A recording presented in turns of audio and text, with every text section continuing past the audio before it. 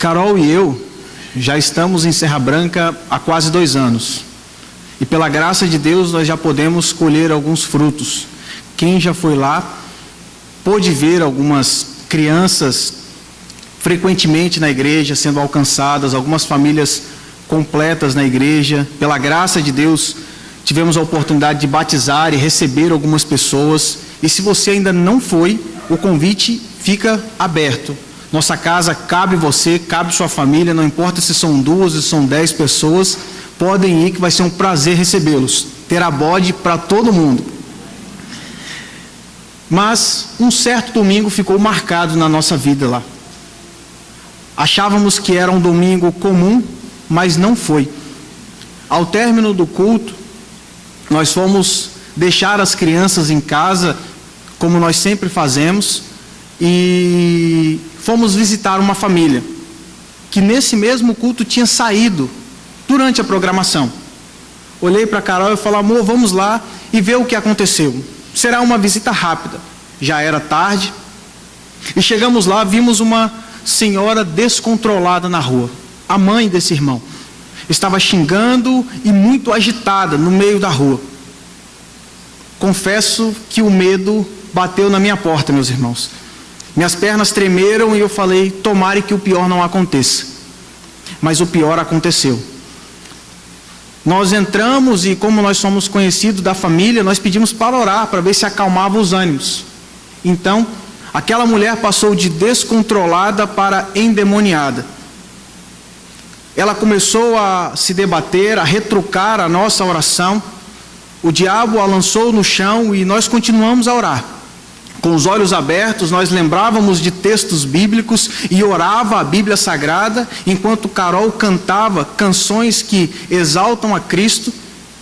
E pela graça de Deus, e como sempre acontece, Deus saiu vitorioso naquele dia. Eu e Carol precisávamos muito da mão de Deus sobre nós. Precisávamos que Ele nos sustentasse. Precisávamos que Deus suprisse as nossas necessidades naquele momento. E até hoje nós precisamos que Ele ainda faça isso muito, em muitas áreas. No texto de hoje, nós vamos ver que Deus supre as necessidades quando tem um propósito no caminho. Deus supre as necessidades dos seus filhos, salvando o seu povo eleito.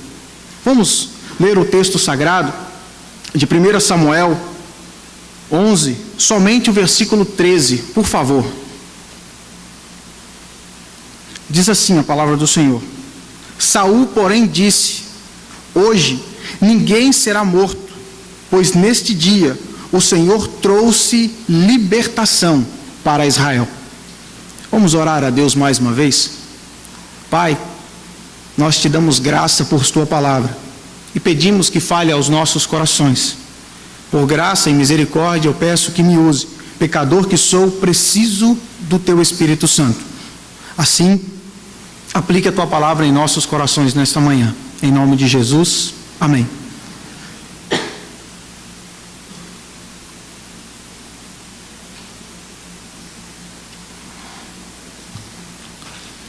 Vimos nos capítulos anteriores de Samuel que o povo de Israel pede um rei a Deus.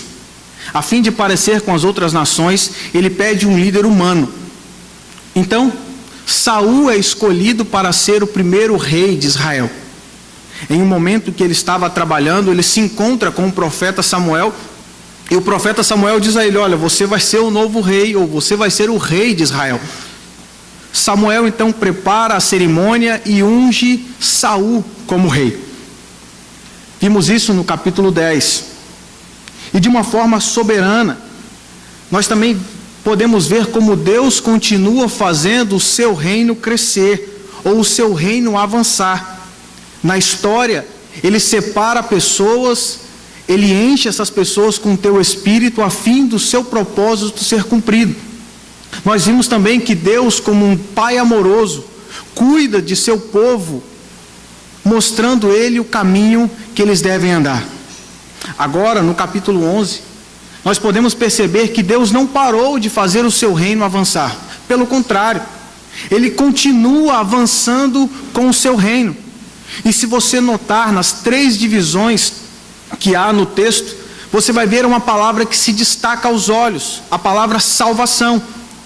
O autor sagrado nos diz que esta palavra, ela define todo o percurso do texto. E o pastor Richard Phillips nos diz que o tema salvação de Israel é finalmente apresentado, nos lembrando da necessidade de um Salvador. Irmãos, Deus salva. Agora, como essa salvação acontece? De que maneira nós podemos ver a boa mão de Deus sobre nós? No primeiro trecho, ou no primeiro parágrafo, do versículo 1 ao 3, Deus salva abrindo os nossos olhos. Vamos ler o texto? O amonita Naás avançou contra a cidade de Jabes de Gileade e a cercou. E os habitantes de Jabes lhe disseram: faça um tratado conosco, e nós nos sujeitaremos a você. Contudo, Naás, o amonita, respondeu: só farei um tratado com vocês sobre a condição que eu arranque o olho direito de cada um de vocês, e assim humilhe todo Israel. A narrativa começa com uma cidade israelita sendo atacada pelo amonita Naás. A cidade de Jabes de Gileade é cercada e o povo fica em pânico. Os amonitas, eles já eram inimigos de Israel há tempo. Se você olhar o relato do livro de Êxodo, você vai ver que naquela peregrinação eles sofreram algum desentendimento. E se você também voltar algumas páginas de sua Bíblia e olhar o capítulo 11 de Juízes, quando o juiz Jefté é levantado por Deus, Israel luta contra os amonitas. Jefté conquista 20 cidades de Amon. E então uma ira surge no coração dos amonitas. E eles achavam que esse momento era o momento que eles poderiam ter a vingança. O momento que eles poderiam subjugar Israel, ou o momento que eles poderiam subjugar qualquer cidade de Israel. Para Amon, ele estava com a faca e o queijo na mão, pois o povo estava desesperado. O povo já não sabia o que fazer. Então o povo propõe um acordo com Naás: deixe que a gente vá pelo território de Israel e procure ajuda. Nos dê uma semana, por favor. Naás deixa, mas coloca uma condição. Ele diz: arrancarei o olho direito de vocês, e assim humilharei todo Israel. Por que arrancar o olho direito? Porque o olho direito, na estratégia militar de Jabes de Gileade, era de extrema importância. O olho esquerdo ficava tapado pelo escudo, mas o direito servia como guia na batalha. Sem aquele olho, além da humilhação passada, eles ficariam praticamente indefesos como militares. Naás, confiando no seu poderio e muito interessado em humilhar Israel, ele aceita prontamente esse acordo. Jabes de Gileade, sem fazer nenhum planejamento, sem nenhuma estratégia traçada, sai correndo, literalmente, pelo território de Israel. Por que eu digo sem nenhuma estratégia traçada? Porque em 7 dias era impossível correr da parte leste do Jordão, aonde fica Jabes de Gileade, percorrer todo Israel e voltar. Então eles correm desesperados. Meus irmãos, eles estavam prestes a perder um olho e serem humilhados como escravos por sabe lá quanto tempo. Eles precisavam tentar fazer de tudo. E isso mostra o desespero daquele povo. Isso mostra como eles precisavam de um Salvador. Esse texto mostra como eles necessitavam de alguém que fosse por eles e como eles não conseguiam sozinhos.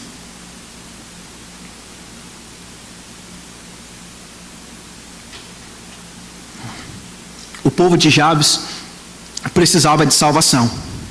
Eles não tinham outra opção. Naás não iria voltar atrás. Eles não tinham coragem nem força para enfrentar os amonitas. Eles precisavam de um Salvador. E eles clamam por um, correm atrás. Mas pela graça de Deus, nosso Pai já tinha separado um Salvador para Jabes de Gileade. Sabemos que Deus em tudo governa. Sabemos que nada foge de seu controle. Com isso, nós podemos ver claramente que Deus também estava coordenando essa história. Aparentemente, Naás achava que estava com tudo nas suas mãos, que iria conquistar e iria dominar Israel. Mas Deus, como já disse, já tinha preparado um Salvador para aquele povo. Aquele povo precisava de salvação e não sabia como fazer. Por vezes, não é assim que acontece conosco também? Em determinados momentos de nossa vida, não é assim que acontece com os nossos corações? Não sabemos para onde ir, não sabemos quem procurar, não sabemos o que fazer. Mas a palavra de Deus nos diz que nós não precisamos fazer um acordo com o diabo ou com o caos. Nós podemos correr para o braço de Cristo Jesus e encontraremos socorro em Deus. Nós podemos, mas não pelo nosso próprio braço, não pela nossa própria força. Os israelitas tinham que aprender isso na pele, e eles estavam aprendendo. Naás estava na cola deles, prestes a matar. Nós devemos também compreender que nós precisamos de salvação, nós precisamos de um Salvador, e o Salvador não é o nosso coração, o Salvador não é o nosso intelecto, nem o nosso braço. O apóstolo Paulo escreve aos Romanos que diz que não há nenhum justo, nenhum sequer, nenhum que entenda a Deus, ninguém que busque, todos desviaram, tornando-se juntamente inúteis. Não há ninguém que faça o bem, pois todos pecaram e estão destituídos da glória de Deus. O homem, como diz Dr. Shedd, não pode chegar diante de Deus e oferecer um sacrifício à altura. Ele não consegue subir numa balança e estar no mesmo nível de santidade de Deus. Então, o que fazer? Como nós podemos receber essa salvação? De que maneira o socorro vem para nós?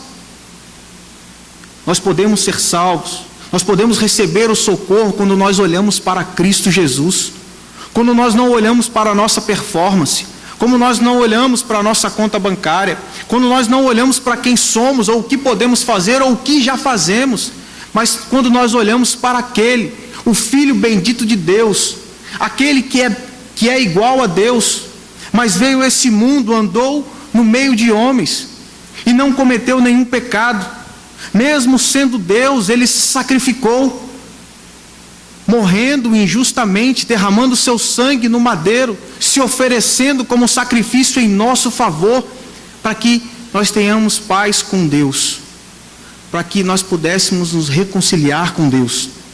É a esta pessoa, a Jesus Cristo, que nós devemos correr, é para ela que nós devemos olhar, porque é somente Cristo Jesus que pode nos salvar.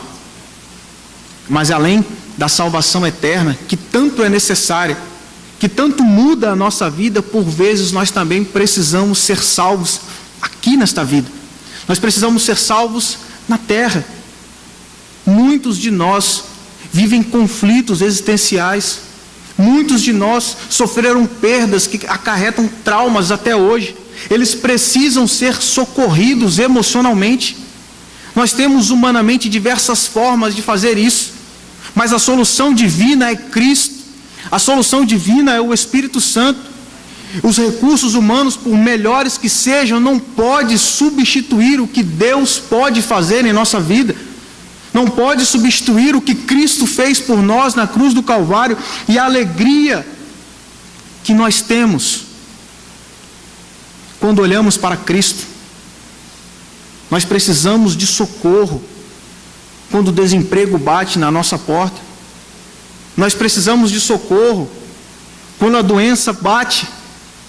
na porta dos fundos, ou por vezes pula a janela sem entrar e ninguém esperar. Nós precisamos, e vamos precisar até o dia que nós encontraremos com Cristo.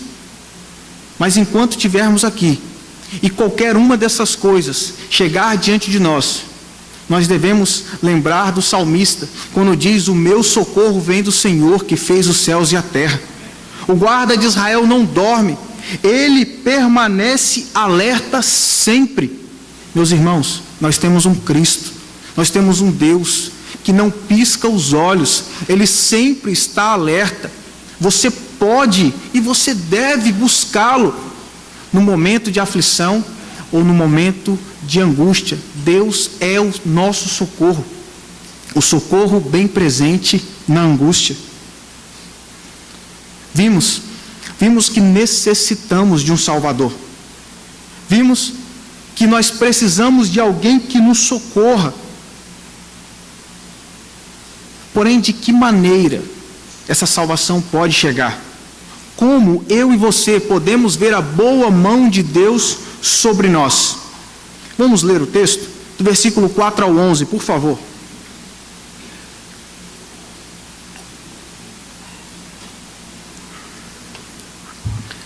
Quando os mensageiros chegaram a Gibeá, cidade de Saul, e relataram as coisas ao povo, todos choraram em alta voz.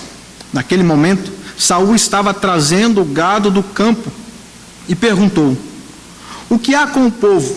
Por que estão chorando? Então lhe contaram o que os homens de Jabes tinham dito. Quando Saul ouviu isso, o Espírito de Deus apoderou-se dele, e ele ficou furioso.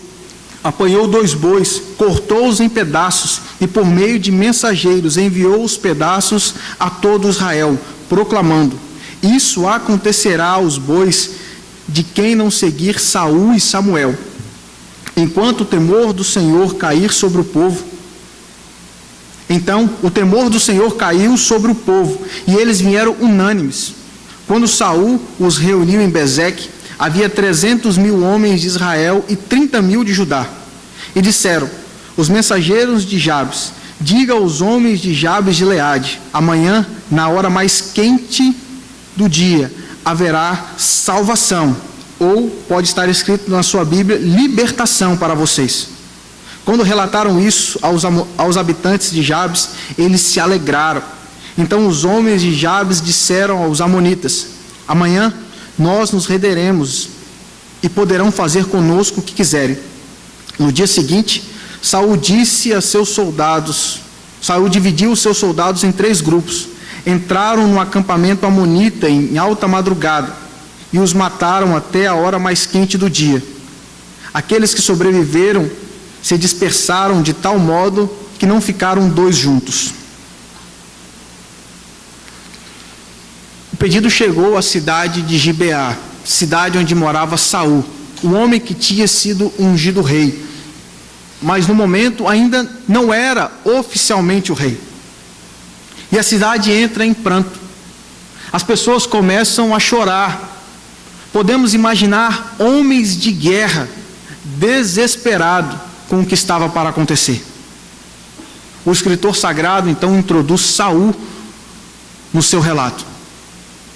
Mas, diferente do que se espera de uma pessoa quando ela é ungida rei, Saul não estava exercendo um reinado ou nada parecido. Saul tinha simplesmente sido ungido, mas agora tinha voltado à sua vida normal. Saul não estava fazendo nada de diferente do que já fazia no dia a dia. Então, no meio do trabalho, ele se encontra com pessoas desesperadas e pergunta: por que isso? Por que o choro? Então, contam para ele o que os amonitas tinham feito.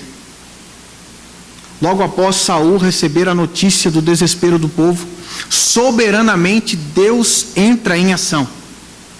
Logo, depois do narrador nos dizer que Saul, como os outros, era um homem normal, ele nos diz quem vai resolver o problema. Ele nos diz quem vai trazer a solução, tanto para Jabes de Gileade, quanto para Saul. O Espírito de Deus se apodera de Saul, sem mérito algum, pois quando foi ungido rei, ou quando estava para ser ungido rei, se escondeu. E no momento que Israel precisava, o Jabes de Gileade precisava, ele era apenas um homem normal, um trabalhador comum.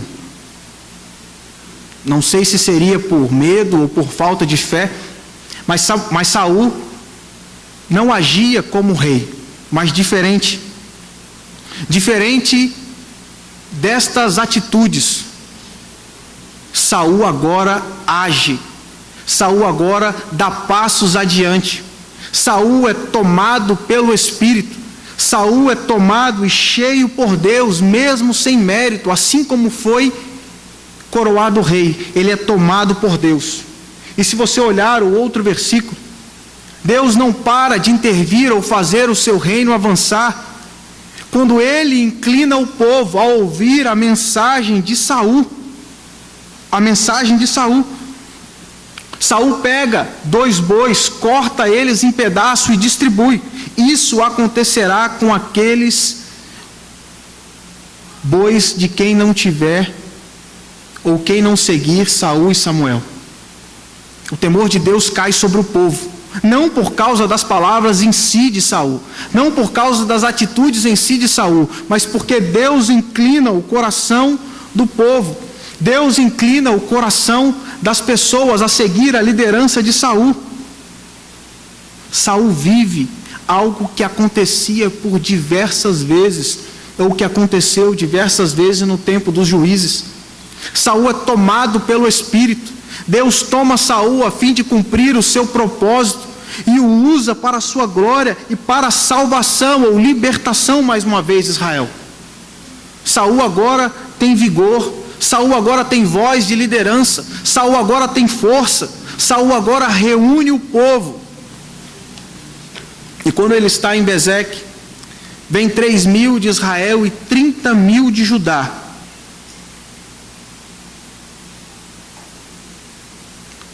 Para que Israel saia vitorioso. Então a promessa é feita. Saul chega para o povo e diz: amanhã, na hora mais quente do dia, haverá salvação para vocês. O que acontece depois de uma promessa? Podemos dizer de Deus, o povo se alegra. A alegria e satisfação. Saul, tomado por Deus, na alta madrugada, vai para cima dos amonitas. Vence os amonitas de tal forma que no final, ou na hora mais quente do dia, não conseguem ficar 2 sequer. Neste parágrafo, o autor sagrado nos apresentou quem resolveu o problema. Nos mostrou quem pode resolver o nosso problema. Ele nos diz que não Saul, nem Samuel. Ele nos diz que o Espírito Santo de Deus resolveu o problema.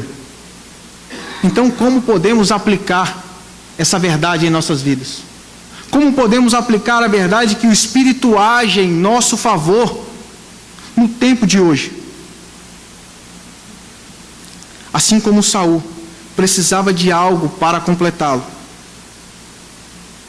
nós também precisamos que o Espírito Santo venha em nosso favor. Nós também precisamos que o Espírito supra as nossas necessidades, porque nós não podemos, nós não conseguimos. O Santo Agostinho diz que o coração do homem tem um grande vazio. Um vazio tão grande que é do tamanho de Deus e só pode ser preenchido pelo próprio Deus. Assim é a minha vida e a sua. Nós não conseguimos preencher ou atender todas as expectativas que o nosso coração deseja. Não importa o que venhamos fazer, não importa como a gente venha tentar, o nosso coração só consegue ser preenchido por quem o criou. O nosso coração só consegue ser preenchido pelo próprio Deus. Em momento de grande tensão e turbulência, Saul não tinha condição de suprir as expectativas de seu povo. Saul não tinha condição de suprir as expectativas nem de seu próprio coração e fazer alguma coisa. Note que Saul só fez algo depois que o Espírito esteve com ele, depois que Deus interveio. Saul precisava do Espírito Santo. E naquele momento, sem Deus, ele não conseguiria.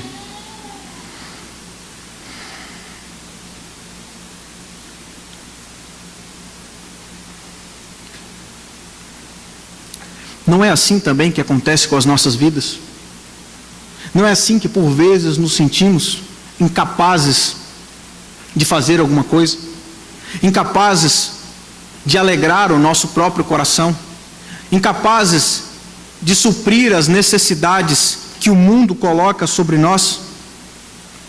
Em momentos de doença, de perda, em momentos de desespero, nada consegue dar paz ao nosso coração. Nada consegue dar alegria ao nosso coração. Mas se nós lembrarmos, no final dos evangelhos, quando os discípulos estavam naquela casinha, com medo do Império Romano, com medo do que os judeus podiam fazer, sem paz e desesperados, uma pessoa chega. Vocês se lembram quem é? O Cristo ressurreto chega naquele momento, e a paz de Deus é sobre aquelas pessoas. E dali por diante, a história deles muda. Meus irmãos, nós podemos receber, por causa de Cristo, também essa paz, através do Espírito, assim como Saul recebeu. Ele não tinha condição, ele precisava de que suas expectativas fossem supridas, e ele não conseguia. Ele não conseguia fazer sozinho, mas o Espírito era com ele, Deus era com ele. Mas além disso, além de consolar e capacitar nos momentos difíceis, o Espírito Santo de Deus também nos ajuda a proclamar libertação. Ele nos ajuda a pregar o Evangelho de Cristo Jesus, ele nos enche de ousadia, assim como fez com Saul, para proclamar a liberdade, para pregar o Evangelho de Cristo Jesus. Um comentarista diz que o Espírito Santo é quem torna a palavra de Deus poderosa para salvar. É ele quem capacita o cristão para crescer em santidade e graça. É o Espírito quem produz o fruto da justiça, paz e da alegria. Sendo assim, quando nós tiramos os nossos olhos de nosso Deus, quando nós tiramos os nossos olhos do que o Espírito Santo pode fazer por nós, e tentamos sozinho, o que nos espera é o fracasso. O que nos espera é o desespero. Entretanto, quando nós olhamos para Deus, quando nós fitamos nossos olhos em Cristo Jesus, nós podemos sim desfrutar das maravilhas que o Espírito Santo de Deus tem para nós. Agora, como? Como nós podemos permanecer ou fitar os nossos olhos em Deus? Como nós podemos ter a nossa vida inclinada para Deus? Algo que vocês ouvem constantemente nessa igreja, através da Bíblia Sagrada, livro inspirado por Deus, que nos mostra o que Deus tem para nós, nos mostra as verdades da Escritura, nos mostra as promessas e o que Deus tem feito para nós. Se você quer ter os seus olhos em Deus, olhe para Ele na Escritura. Se você quer ter satisfação, alegria, gozo, entender sobre a justiça, olhe para a Escritura, porque lá você vai ver a boa mão de Deus sobre a sua vida. Também dedique seu tempo em oração. Dedique seu tempo em colocar o seu coração de joelho diante de Deus, orando em confissão de pecados, orando em louvor, orando em adoração ao nosso Deus. Dedique o seu tempo a colocar o seu coração diante do Senhor em oração, não só na igreja, não só quando o pastor faz a oração pastoral ou oração de confissão, mas no secreto. Reserve tempo para falar com Deus e colocar o seu coração diante dele. Ele sempre vai estar de braços abertos para te receber. O autor sagrado nos coloca diante de uma necessidade de Israel. Israel está necessitado de salvação. Eles não conseguem sozinhos. Eles não têm condição de superar o inimigo. Então, Deus mostra para ele a necessidade de um Salvador, assim como mostra para nós nesta manhã. Como precisamos que Deus intervenha em nossas vidas. Mas logo no segundo parágrafo, ele nos mostra quem soluciona este problema. Quem veio em nosso favor ou quem pode nos salvar. Ele nos apresenta o Espírito Santo de Deus. E agora, dos versículos 12 a 15, ele nos mostra como o reino de Deus continua avançando. Deus salva o seu povo, estabelecendo o seu reino.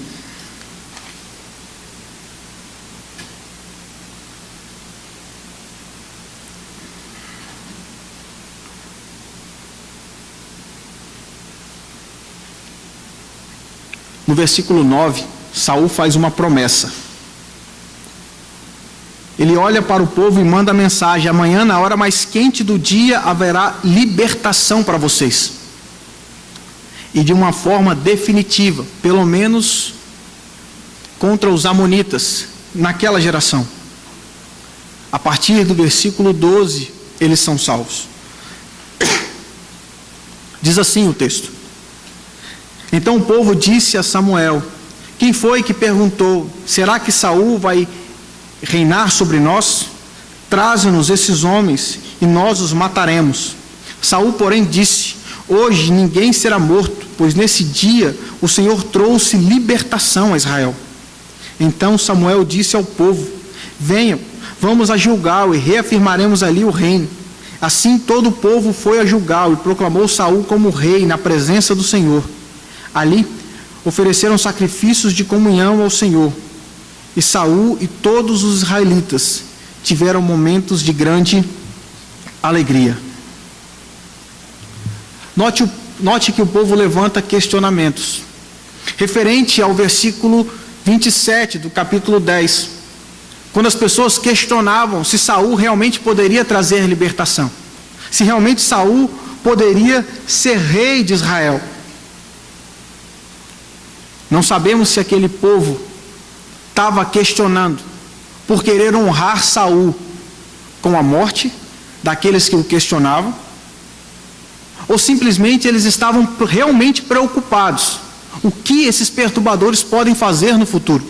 O que pode acontecer se essas pessoas continuarem vivas com o reinado?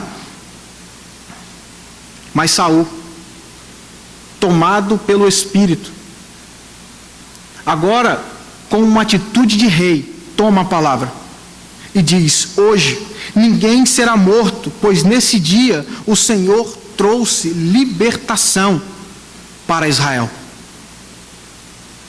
O pastor Richard Phillips afirma que a única base para a verdadeira unidade e força é a confissão do poder salvador de Deus e a determinação de honrar sua soberania por meio da submissão à sua palavra.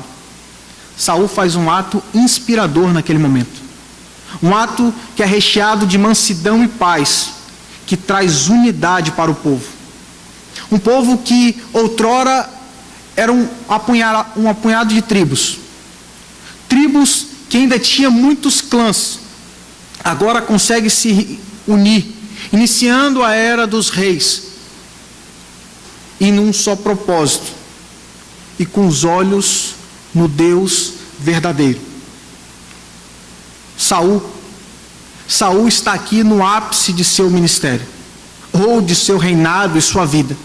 No momento que ele coloca Deus sobre todas as coisas, no momento que ele mais exalta o Senhor na história de sua vida e de seu reinado, Saul então está no auge de sua vida. Mas o autor sagrado ainda faltava incluir mais uma pessoa nesta narrativa. Ele estava lá em todo o tempo. Seu nome é citado no versículo 7, mas ele ainda não tinha se pronunciado. Samuel então fala: vamos a Gilgal reafirmar o reino.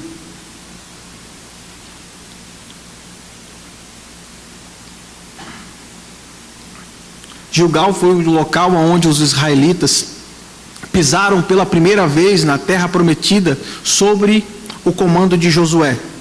Lá foi feito um altar ao Senhor, lá foi feito um altar de pedra, onde a fidelidade de Deus ela era lembrada e o povo retomava sua aliança com Deus. Essa vitória e esse retorno a Gilgal era para que o povo se lembrasse da fidelidade de Deus para com eles. A fidelidade de um Deus que sempre os guardou. A fidelidade de um Deus que sempre os protegeu. A fidelidade de um Deus que sempre venceu as batalhas por eles. O reinado de Saul é reafirmado e unânimes eles vão oferecer sacrifício de comunhão ao Senhor e todos se alegram na presença de Deus. De uma forma geral, Naás pode ser visto como um símbolo do pecado. Seja ele uma tentação externa ou seja ele do nosso próprio coração, Naás é visto aqui como o mal. Isso mostra o tamanho do nosso inimigo, como nós precisamos de salvação e como sozinho nós não podemos vencê-lo. Entretanto, o texto sagrado não termina em Naás ameaçando o povo e o povo com medo. O texto sagrado termina com o Salvador sendo apresentado. O texto sagrado termina com Deus sendo exaltado como libertador de Israel. O reinado de Saul, então, é reafirmado. O reinado soberano de Deus é apontado pelo que acontece com Saul e reafirmado a aliança que Deus tinha com o seu povo. Pois o próprio Deus diz em Êxodo 6:7: eu os farei o meu povo e eu serei o Deus de vocês. Da mesma forma que lá em Gilgal, ninguém era contra o reinado de Saul. Hoje, por causa do que Cristo fez na cruz do Calvário, ninguém pode impedir a Cristo de conquistar um coração e de reinar. Ninguém pode ser empecilho para o reino de Deus avançar por causa do que Cristo fez por nós na cruz do Calvário. Jesus hoje reina. Saul só aponta para esse reinado soberano. Jesus hoje reina no alto e sublime trono, à direita de Deus com o rolo na mão. O Cristo reina sobre todas as coisas e Ele a tudo governa. Hoje, por causa de Cristo, nós podemos desfrutar deste momento, nos alegrar em comunhão com Deus, não por causa de um sacrifício feito por mãos humanas, não por causa de um sacrifício de um animal, mas por causa do próprio Deus, que enviou o seu próprio Filho para morrer numa cruz e derramar o seu sangue sobre nós. Esse foi o maior sacrifício de comunhão que nós podemos ter. Esse foi o sacrifício que trouxe a nossa comunhão com Deus e nos deu a possibilidade de estarmos em comunhão juntos. Não mais sangue de um animal unia o povo, mas o sangue do próprio Cristo nos une como uma família, unânimes para a glória de Deus. Que Deus nos ajude realmente sermos um nesta terra, para a glória e propagação do seu nome. Jesus fez um sacrifício não momentâneo, não passageiro para uma geração, mas um sacrifício para as gerações passadas, um sacrifício para a nossa geração e um sacrifício para aqueles que virão, um sacrifício eterno, um sacrifício que dura para sempre, até o dia que nós teremos o prazer de estarmos com Ele e desfrutar de todas as bênçãos que Ele tem preparado para nós. Como nós podemos pegar o avanço desse reino? Como nós podemos entender o avanço desse reino de Cristo e aplicar para as nossas vidas neste momento? Os líderes, ou nós líderes, podemos olhar para as palavras inspiradoras de Saul e dar glória ao Filho bendito de Deus e pregarmos somente o Evangelho de Cristo Jesus, a fim de que a igreja seja levada para mais perto de Deus e tenha a aliança reafirmada com Cristo em seu coração. A igreja pode colocar os seus olhos em Deus, tirar os seus olhos das tradições desse mundo, tirar os seus olhos das propostas desse mundo, ou de tentar conquistar uma cultura corrompida, se igualando a ela. A igreja deve olhar para Cristo com o papel de pregar e anunciar o Evangelho de Cristo Jesus, sem nenhum adorno, sem nenhuma bijuteria, pois não é necessário. O nosso papel é anunciar Cristo até que Ele volte. É pregar também o Evangelho como igreja, o Evangelho que fala de culpa do homem, o Evangelho que fala de arrependimento, mas o Evangelho também que fala de amor e graça de Deus, o Evangelho que fala de acolhimento, o Evangelho que fala de braços abertos e perdão para os pecadores. Nós podemos fazer isso falando, nós podemos fazer isso também entre nós, como um povo, entre aquele que visita a igreja pela primeira vez, entre aquele que você nunca viu, ajudando Levi, ajudando Tiago, também nos ajudando em Serra Branca, porque não, será um prazer imenso. Mas o nosso papel é fazer Cristo conhecido. E esse avanço do reino nos proporciona muitas e muitas alegrias. Porque o reino entrou em nosso coração. Porque o Espírito habita naquele que crê em Cristo Jesus. Nós podemos desfrutar com prazer e de uma forma saudável as bênçãos de Deus nesta terra. Seja ela família, seja ela comida, bebida, passeios, viagens. De uma forma saudável nós podemos desfrutar de tudo do que Deus tem dado para nós. Nós podemos nos alegrar no Espírito com as bênçãos que Deus tem nos proporcionado para esta vida. Mas o texto termina com alegria. E além de nos alegrarmos com os prazeres dessa vida que Deus nos dá para desfrutarmos de uma forma saudável, esta alegria aponta para uma alegria eterna. Uma alegria que não terá fim. Qual é o motivo de tamanha alegria para os nossos corações? Deus salva. E porque Deus salva, quando nós fecharmos os nossos olhos, por causa de Cristo, e de tão grande salvação que nos é dada, nós teremos o privilégio de encontrarmos com o nosso Salvador, num local onde não haverá mais choro, nem lágrima, nem dor, e tudo será novo, num local de alegria eterna, num local que está sendo preparado pelo próprio Cristo, aonde por graça poderemos desfrutar das maiores bênçãos de nossas vidas.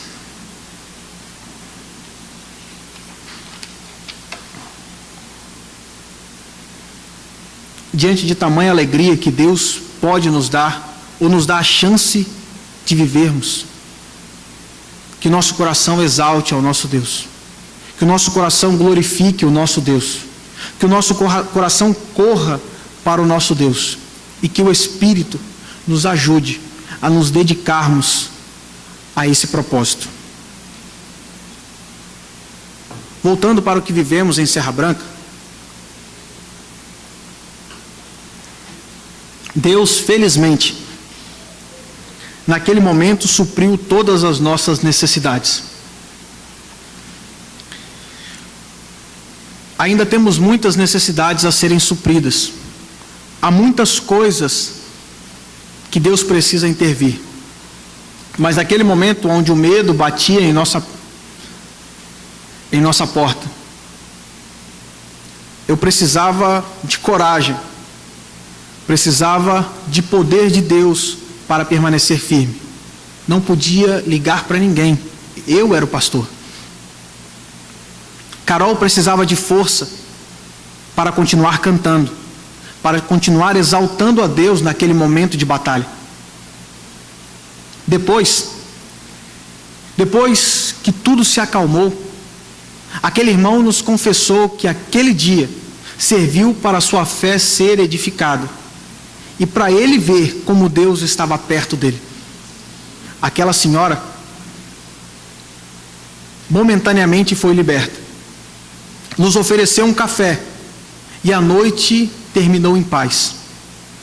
Nós a acompanhamos semanalmente, nós vamos lá, pregamos a palavra para ela, oramos mais uma vez e nada tem acontecido. Somente uma coisa aconteceu. Aquela mulher quebrou e se desfez de todas as imagens que ela tinha em sua casa. Como sempre, Deus foi glorificado. E como sempre, ele saiu vitorioso daquela situação. Deus supre as nossas necessidades quando nós não conseguimos. Mais do que suprir essas necessidades da terra, ele supriu a maior necessidade de nossa vida. Ele nos salvou. Ele morreu na cruz por nós. Ele fez o que nós não temos nenhuma possibilidade para fazer. Um sacrifício perfeito diante de Deus.